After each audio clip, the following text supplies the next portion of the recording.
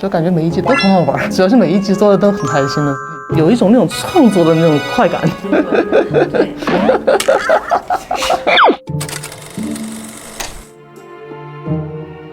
介绍一下你的工作岗位。我的工作岗位是那个分镜，将剧本从文字转化为画面的一个工种。分镜的话，一个是讲故事，一个是我们在那种画面构成上面新的一些尝试，不会去局限于这个画面。动画里有非常多的高燃名场面，在战斗戏方面有什么特别的想法设计？这一次我们是大量的采用了3D 的一些技术，方面表现上的话，可能不会太拘泥于2维的一个静态的画面。战斗方面的话，会更多考虑一些画面和剧情的融洽度上面。其实鬼灭更难的还是文戏，比如说最后一集牺牲了之后，他需要从那个坟墓那个地方爬出来吧。如果你是平铺的去叙事的话，就没有什么看点了。所以这一段的话是以光源上面去设计的，就是在他爬出来之前，那个光是照射到他的那个坟墓上，但是等他爬出来了之后的话，祭拜一下那个时候，就感觉他已经退居到阴影里边，去实现他后边一些，比如说我们后面第2季和第3季一些。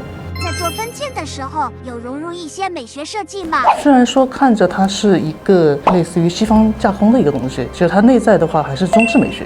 就比如说在一些镜头上面的留白，我们不会说把一个镜头塞得特别满。中式美学的话，是咱们是给人家遐想的一个空间的。你最喜欢动画里哪个片段？我特别喜欢老尼尔最后弹琴那个地方，就他自己的战友去世，我当时就脑子里面自己构思了一小段那个旋律，然后就想着那个画面配上那个旋律，就是逐步把他那个气氛往上推，那个地方是我最喜欢的。